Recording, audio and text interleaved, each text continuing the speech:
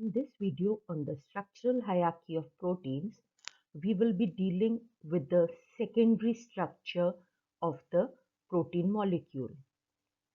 As we know it very well, that proteins basically they are the linear arrangement of various uh, amino acids linked together by peptide bonds. That is, they are polypeptide sequences in which the sequence of the various amino acids it is determined by the sequence of the nucleotides present in the DNA molecule or in the gene that encodes for this protein. This primary structure, that is the linear sequence of amino acids, it can fold upon itself. And if this folding of the backbone of this primary structure or the 1D structure of the protein molecule, it leads to the formation of the secondary structure.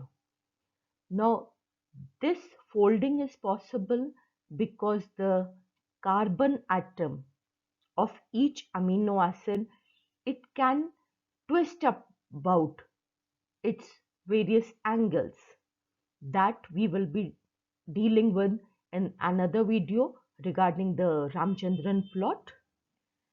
And because of these intramolecular interactions, that is interactions within the molecules of this single polypeptide chain, various structures they are formed, which are the secondary structures. So these secondary structures, they are basically localized organization.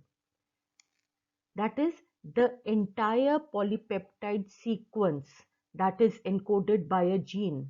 It may have different stretches of different types of this secondary structure depending upon which all amino acids they are involved in the formation of the hydrogen bond which forms between the carbonyl oxygen and the hydrogen of the amine group of the amino acid. So these secondary structures they coil upon itself.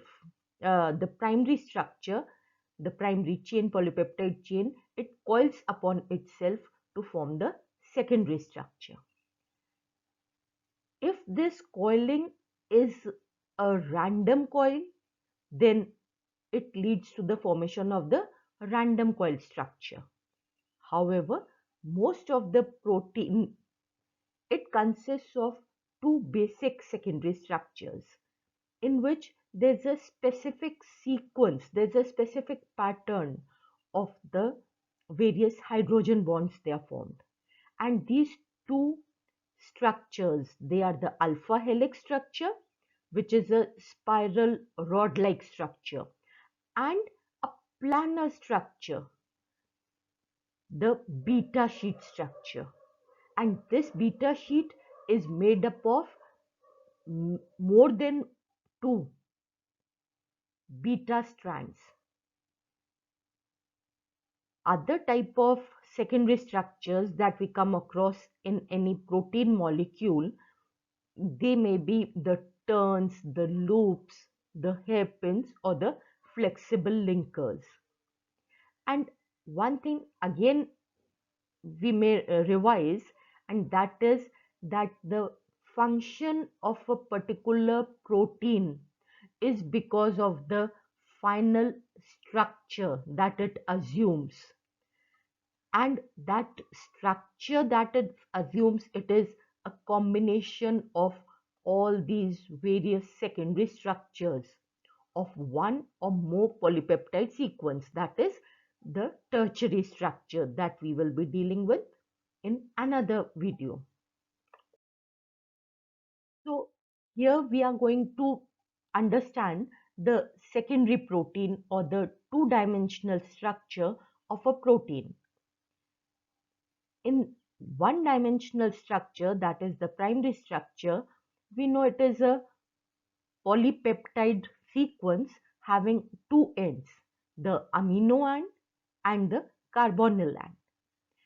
And this entire backbone, which comprises of the amino acids, it forms hydrogen bonds within the various amino acids. These hydrogen bonds between the amide hydrogen and the carbonyl oxygen of different amino acids. So these hydrogen bonds, if they are formed within this molecule,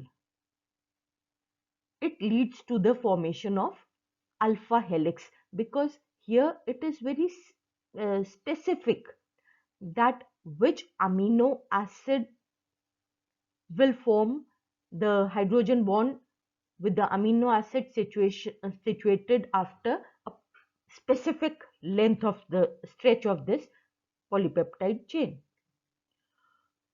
However, if these hydrogen bonds, they are formed between adjacent strands, then they leads to the formation of a sheet-like structure or the beta sheet, and which is also known as the pleated sheet.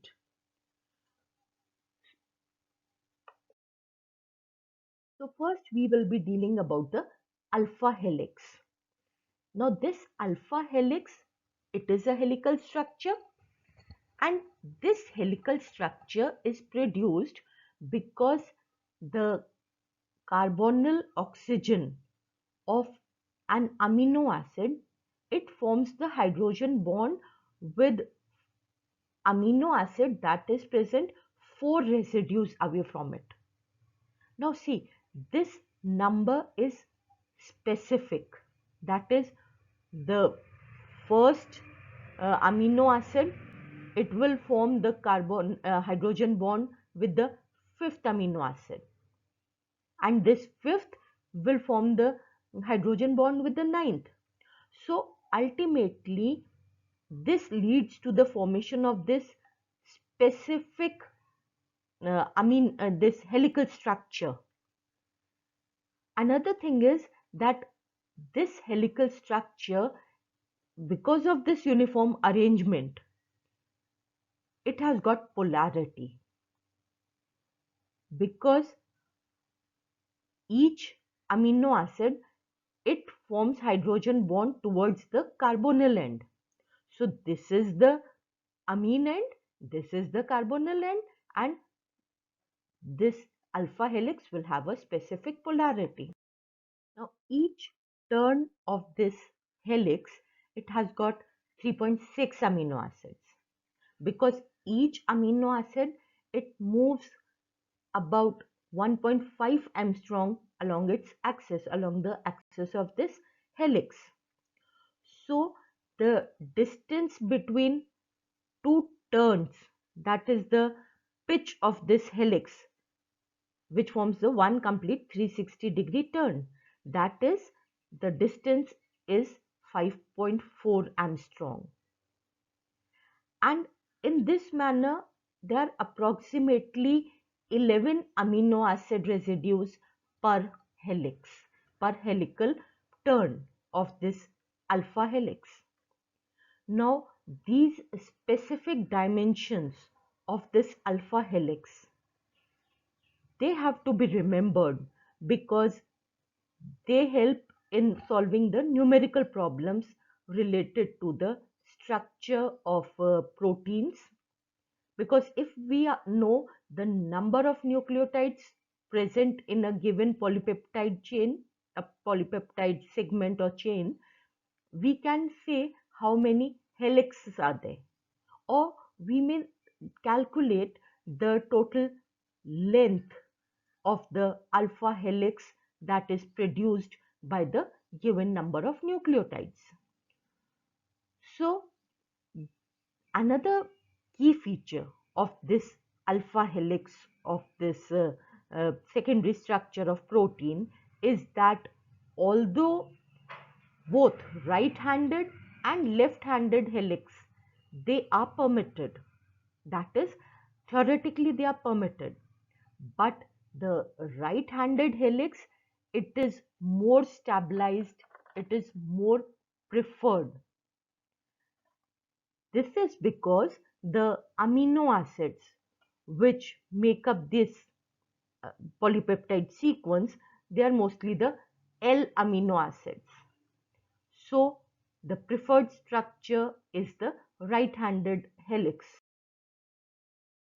Now different amino acids, they have got, although they each and every amino acid has the carbonyl end and the amide end, but each amino acid also has got the side chain or the R group, and depending upon what is the chemical nature of this R group, various amino acids of the 20 essential amino acids, they may prefer to be a part of the helical structure or the alpha helix, or they may avoid formation of this alpha helical structure. They may stabilize the helix that is produced, or they may lead to the formation of an unstable helix. So the amino acids which prefer the helical conformation of a protein, they include the methionine, the alanine, leucine, glutamate, and the lysine.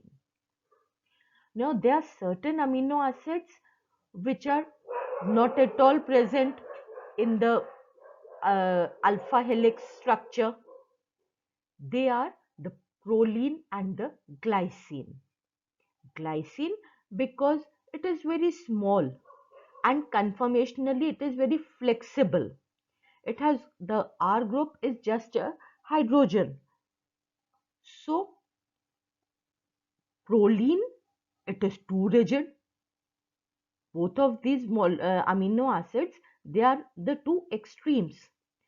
And furthermore, as we have seen in the previous video regarding the primary structure of the protein molecule, this proline, it has got the cis conformation of its uh, this side chain, and it leads to the formation of a cyclic structure within the molecule itself. So it disrupts the helical structure and causes bends in the protein molecule. Now, some amino acids like the serine, the aspartic acid, and the asparagine, they have very small side chains, and they can hydrogen bond. These side chains, they can form hydrogen bonds, so they act as the competitors to the main elements which form the hydrogen bond while forming these alpha helices. So they destabilize the alpha helix structure. Then the valine and the isoleucine, they also destabilize the alpha helix because of the steric interactions, because their side chains, they are very bulky, very large side chains. Now these helix that is produced, it does not have any particular hole or a pore in the center part, or in its axial region. They are solid rod-like structures with the R group or the side chains extending outside.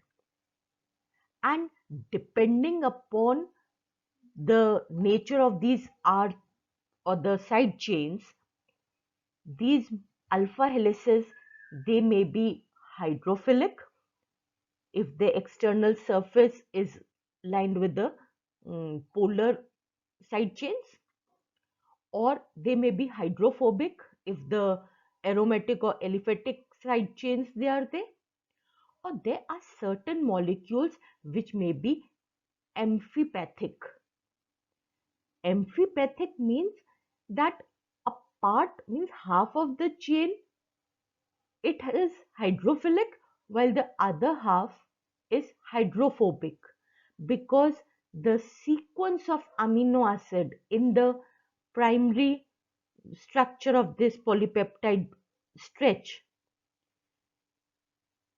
it consists of amino acids which, when this alpha helical structure is formed, they form two clear regions, one half of it being hydrophilic and the other half being hydrophobic. And if these alpha helices, they are made up of amino acids having only hydrophobic side chains, then they form the specific intrinsic proteins of our membrane systems, which lie embedded within the hydrophobic lipid bilayer.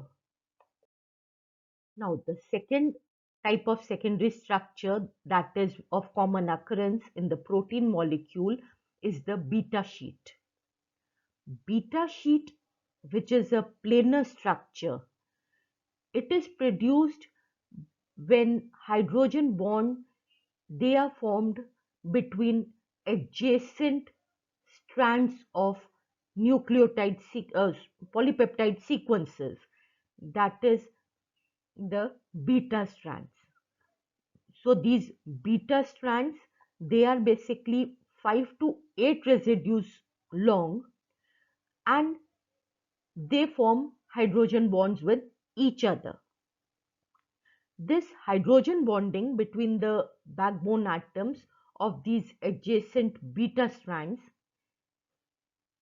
they leads to the formation of a planar structure, and because of the orientation of the R groups of the peptide bonds of each beta strand, it takes this pleated structure. It is not a straight sheet. So see, compaction takes place, whether it is the formation of alpha helix or it is the formation of the beta sheet. There's compaction of the polypeptide sequence of the basic protein molecule. Now, the backbone, it forms these pleated sheets, and the R groups, they extend on both sides of this structure, of this planar structure, and they are in transorientation. One is above the sheet and the other one is on the lower side of the sheet that is produced. See, this is the side view. So they are the in trans conformation with each other, these R groups, and this is the reason that the proline, it is not a part of this.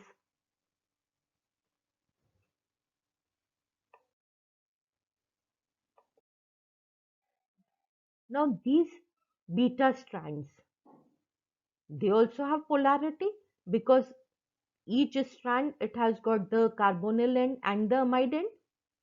So they may be parallel to each other with the same polarity, or they may be anti-parallel to each other. And the hydrogen bonds, they are produced between the same, that is the carbonyl group of oxygen of the carbonyl group and the hydrogen of the amine group of each amino acid. So the orientation of these beta strands, they may be parallel with respect to each other or anti-parallel, and the side chains in both the cases, they project on the towards the outer side. Now, apart from these two basic secondary structures, that is the alpha helix and the beta sheets, There are certain other secondary structures also that we can observe within a protein molecule, and these secondary structures, they also help to stabilize the structure of the protein molecule, of the coils of this polypeptide sequence. So one of such protein structure is the turn. Although there are different types of turns, like the alpha turn, beta turn, gamma turn, then the delta turn, and the pi turns. But the beta turns, they are of most common occurrence. And these beta turns, they are typically formed by four residues of this amino acid. This beta turn, again, it may be of different types. Now, the proline and glycine that we said they were not present in the alpha helices, they are commonly found in these turn motifs, because the cis conformation of the proline and the glycine, it without any long R side group, they help in this formation of U-turns, U-shaped structures, and they are located at the surface of the proteins and redirect these polypeptide chains again towards the interior. Like in the beta sheet structure, this is a strand of beta strand, and when it turns upon itself after 5 to 8 residues to form the second beta strand part, here turns they will be required. Now, apart from these turns, other secondary motifs, they are the loops, which are longer, extended, and irregular. And there's no specific hydrogen bonding in these loop-like structures. Then there's a special type of turn, that is the hairpin turn, in which the direction of the protein backbone, it reverses itself, and the flanking secondary structure elements which lie near each other, they interact with each other. Like in case of beta hairpins, it connects the two hydrogen bonded anti-parallel beta strands.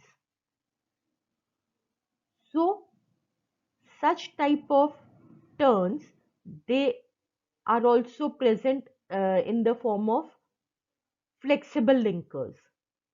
Now the length of these linker sequences, they may differ, and another characteristic feature is that the uh, polar uncharged amino acids, they are more abundant in the regions which form these linker sequences. So they allow the connecting of the various regions of the protein. They allow free twisting and rotating of the various parts of the final protein structure, these flexible linkers. So what we are seeing is that these other motifs, the turns, loops, hairpins, and the flexible linkers, they help in the folding or interaction of the two basic secondary structures, that is the alpha helices and the beta sheets of a protein molecule. So in this manner, the different structures, the secondary structures, they interact with each other. They form other type of bonds, and now which part of this protein molecule is available for the other type of non-covalent bonds? The part that remains, they are the side chains, because while learning about the secondary structure, we were just talking about the hydrogen bonds which are formed between the basic backbone of the primary or the 1D structure of protein. So in the next video, dealing with the tertiary structures of the protein molecule, we will see that now it will be the side chains, the R groups, that will interact with each other. Thank you.